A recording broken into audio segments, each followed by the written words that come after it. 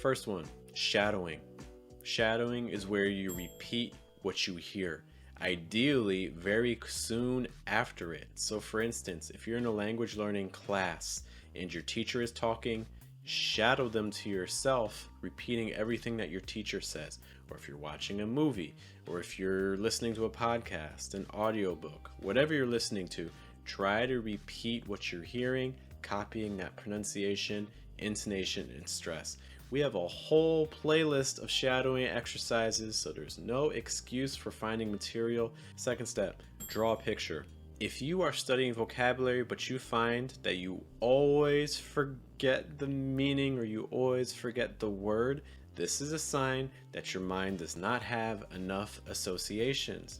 The more connections that your brain has with a word, the harder it is to forget. So you want to try to connect things like emotions, remembering how a word makes you feel. You want to try to think about how the word feels when you touch it, what it smells like, what it sounds like, the pronunciation of it. All of these things, the more you have, the harder it is to forget. This includes doing things like drawing a picture. When you draw a picture, your mind has to work. It has to think of a way to capture what the object looks like. So this is a quick strategy that you can use. It doesn't need to be pretty. It doesn't need to be artistic. It just needs to help you practice the word. Next suggestion. Every night, put some flashcards and a pen on your keyboard or on your cell phone, something that you touch every day. This is a language hack because your mind is lazy. Your mind does not want to work. So we need to make sure that if we're studying a language, we're making it as easy as possible so that way the mind doesn't feel like it needs to work. By putting these flashcards and a pen on top of your cell phone or on top of your computer, that means the next time you use these things, you have to physically remove them, which takes work. It's also a reminder that, oh yeah, I need to study. Let me just make a quick flashcard. You know, it doesn't have to be a lot. It just needs to be one or two, something to just get a little bit of language learning going.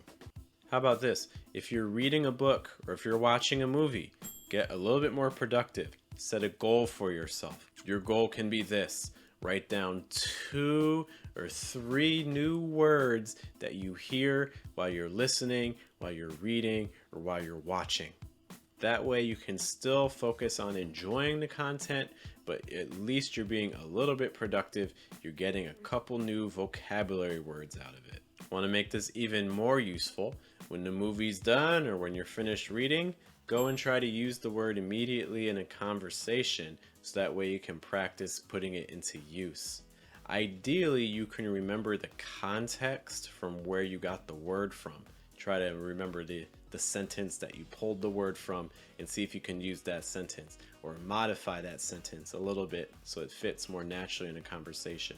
Remember, it's probably going to take 7 or 8 times from when you first hear a word to when you start using the word. So if you can speed up that process a little bit, it can help retain the word a little bit better in your memory.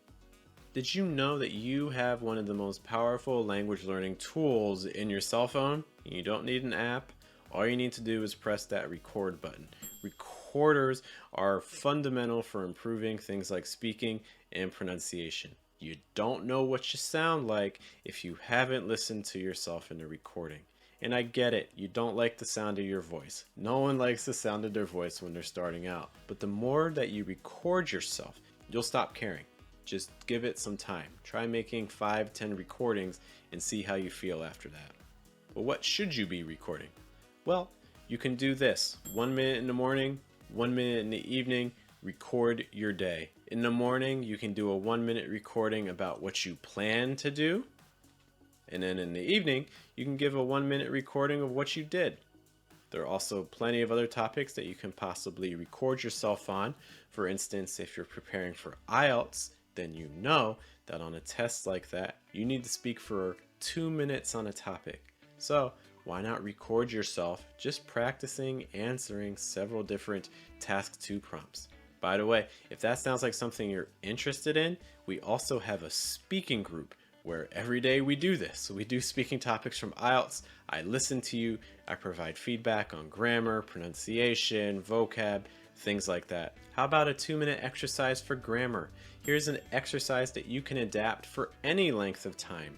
Find a sentence, or if you have more time, a paragraph online.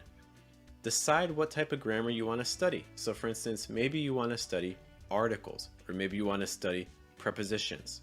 Well, in the paragraph, paste it 2 times into a Word document.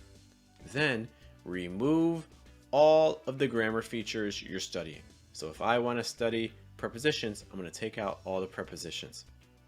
Then I'm going to try and put the prepositions back into the article. When you finish, you can check how you did by looking at the original article and comparing your answers. If you only have a minute, then you can just do 1 sentence.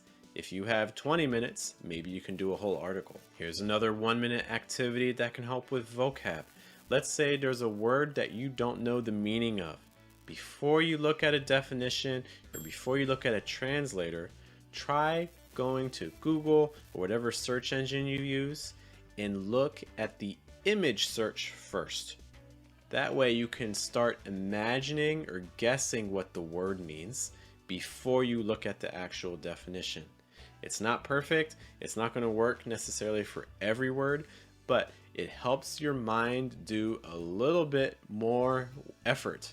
And the more effort your mind puts in, the easier it's going to be to remember the definition for a word. So again, start with an image search when you're learning vocab. This next step will take 10 seconds. Go to your email, go to your social media pages, change the language to whatever your target language is.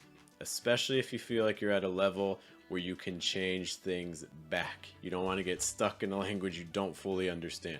But I would say if you're an intermediate level learner or higher, you want to be changing all of these things into the language you're studying. How about another speaking exercise that you can do in 1 to 2 minutes? This is especially helpful if you have a recorder, but not necessary. Take an object and see if you can give a definition for it for like 1 to 2 minutes. So for instance, let's say a computer. I want to give a definition for a computer. Well, I could say, oh, a computer is a tool that I use during the day for work. I use it to go online. I use it to type documents and emails, etc. So again, I'm taking an object and I'm just trying to describe all of its functions to give it a definition. See if you can do that for an object for 1 to 2 minutes. Last suggestion. And this one's kind of a cheat because it's not really a 1 to 2 minute activity, but it is something that you may want to be considering. If you're learning a language, don't just take courses that teach the language. Learn other skills in that language. So for instance, if you're interested in art, like drawing, why not find YouTube videos online in the language that you're studying that go over drawing? So that way you're learning key vocabulary in your target language, but you're also learning another skill that's important to you. We've talked about images and we've talked about flashcards, but if you're really interested in studying vocab, here are 4 key steps that you need to know